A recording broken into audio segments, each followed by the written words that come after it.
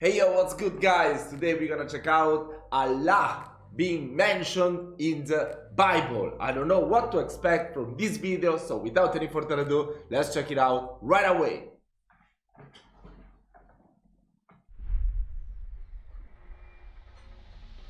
Oh, I didn't even know. It's still Yusuf's test. Yeah, many of you are still bickering me about that I'm too stupid. I know, sometimes I'm like this. What can you do? What can you do? That's why I'm making these reactions, to learn always more on a daily basis and stop being so stupid and ignorant. I confused that he was talking about his friend was a Catholic priest, and I understood that he had a wife being a Catholic priest. So I apologize, guys. Mistakes happens to everyone, but I'm willing to accept it and acknowledge it. I'm sorry.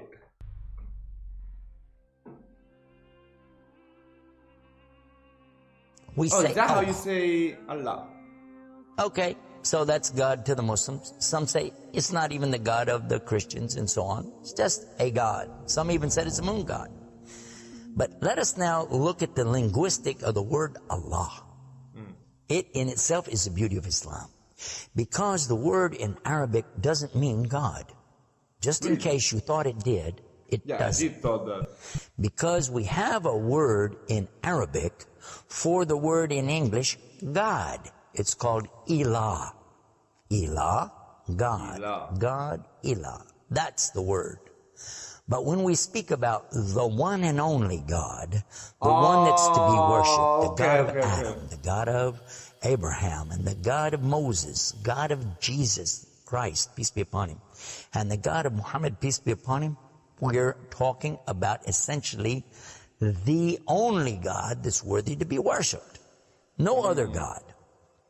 Now, that makes sense. What would be the proof for this? I realize that we have a lot of detractors who will say, no, it's not true, I don't believe it.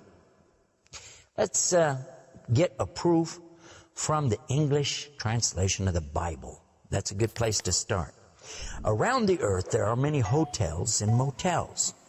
And almost every one of them that you go to, there's a drawer beside the bed that when you open it up, you'll find a book in there and you'll take it out. Now, what is that book? And you already know. Wait, what? That never happens once in my life. I mean, I've traveled a lot, been to lots of hotels and motels. That never happened in my whole life. Never. I swear, never.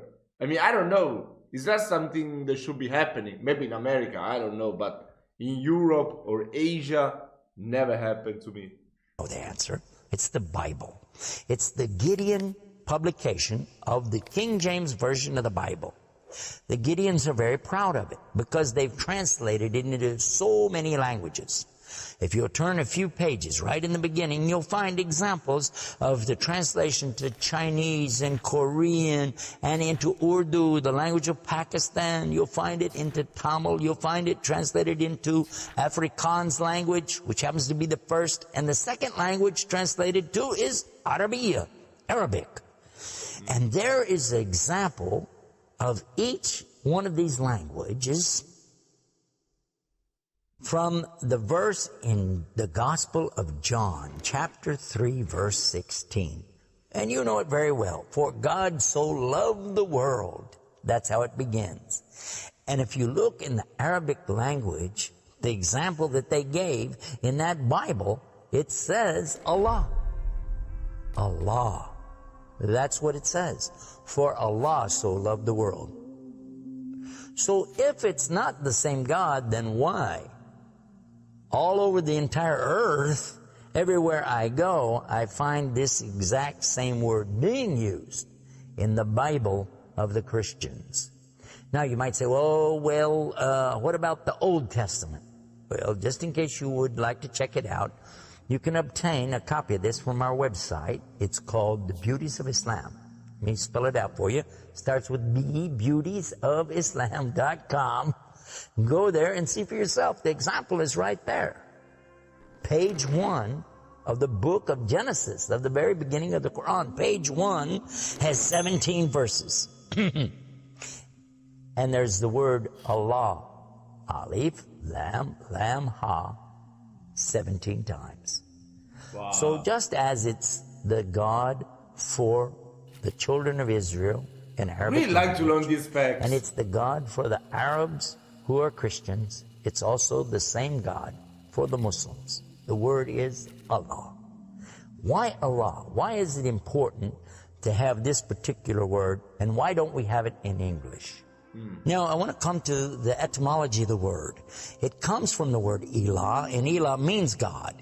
But God is defined as what? Anything that's worshipped, whether it be something you can see or you don't see, something you can touch or not touch, something that you can hear or not hear. A God could be anything. A God could be a rock, a stick, a stone, a bone. A God could be something that you could make with your hands. A God can be something you could use your imagination for. It could be a human being. A God could be anything. G-O-D, God, could be anything. But there is no word in English for Allah. Because it's the only. So when you translate the word Allah to be God, you've actually diminished the meaning of Allah. That's why whenever you translate the Bible from English to Arabic, you need to use the word Allah instead of God with a big G, which now gives us a clue to the problem. In the English language, they only have one word, God. Little g. I think it makes really sense, right? Because like it's not really that powerful, the word God, in our languages. I mean, I'm talking about every language besides Arabic. And Allah for the Muslims is a really powerful word, so that really makes sense, you know? I never thought it this way. E-O-D. It means something worshipped. It could be idols, images, pictures, statues. It could be human beings. It could be anything. This is God's. Little G-O-D-S. But when you mean the God, you have to capitalize the G. You have to make a big G. Now, what happens if you're going to start the sentence with the word God? You have to make a big G anyway, don't you? So you wouldn't know if it was God, big God, or God, a little God, just any old God. You wouldn't know. Also, whenever you're speaking to someone, they can't see the letters. So when you say God, which God? What God are you talking about? In Arabic, though, it's clear. When you say Ilah, okay, he's talking about a God.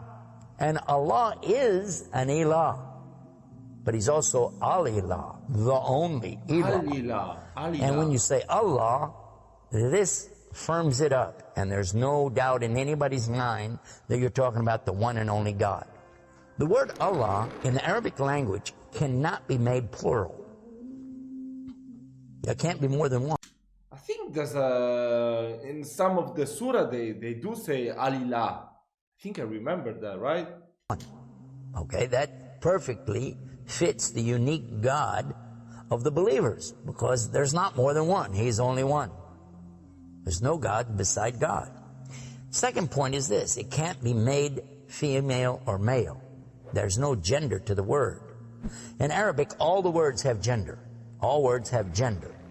But this particular word is only having gender because of the Arabic language, not because Allah has gender. I'll give you an example. It always says like Allahu. This means Allah, He is. But when we say He, it's out of respect for Allah, because Allah is without gender, because He's not like His creation, not male, not female. Additionally, we find that the examples in Quran, for instance, when Allah is talking about Himself, you'll find it says Nahnu. Nahnu means we. And Allah refers to Himself as Nahnu. He also says khalaqna. He says khalaqna. What does that mean? He's saying that we created. And throughout the Quran, you find Allah referring to Himself as we, our, and us. You need to explain that and right to away me. you're going to say, okay, if that's not plural, then what is? In fact, this is the royal we used by a king or a queen when they're giving decrees. We have it in English too, so you can understand. The king says, we decree the following, and he's talking about himself. It's the royal we. Now, I thought about this quite a bit, and I was trying to think, how could I give a better example? After all, most of us, myself included, never met a king, never met a queen, and so I'm the only king I've met is the burger one. not really familiar with that usage. Although it's there, I'm not sure what you're talking about. So then in studying the English language, we find that it's true that we do that when we speak to someone directly. Watch this. When I say, for instance, this cup. Okay.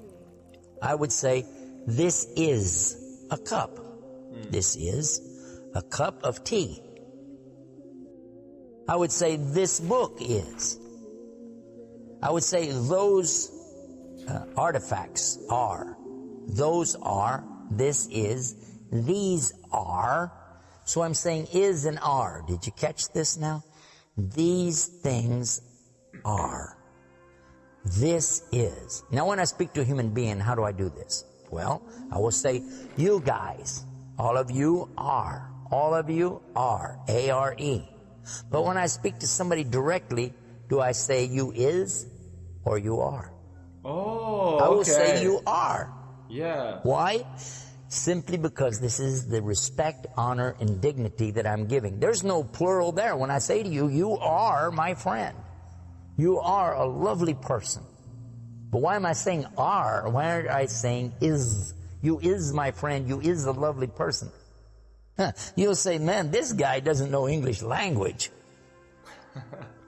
And in fact, that's how we can understand this usage of we and our when Allah is talking about himself.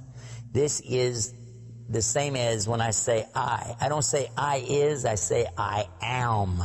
And again, it's to show the, not plural, but rather the specific nobility, dignity, and honor that you give to the one who's speaking about himself and to the one he's speaking to. And in the same way, that's exactly what Allah is doing when he says nahnu and khalaqna and other examples throughout the Quran. So now what we've learned is that Allah's name itself is the perfect name for Allah. It is something that is so fantastic to describe who he is and who he isn't. The one and only God. There's none other like him, nothing like unto him, Allah, and at the same time, the dignity, the royalty, the honor that's due him is contained in his name. Not like anything else, not male, not female, and yet he is the all Allah, the only God. Wow. Is it over? Damn, that is insane. I never thought it this way. Wow, I mean, I really like these videos. They're so informative. I like to obtain so many informations within a video. That was really great. So I hope you've enjoyed my reaction. If there are other videos that you want me to check out on this subject, please do so. I will really appreciate it. I wish you all a lovely day and I will see you next time.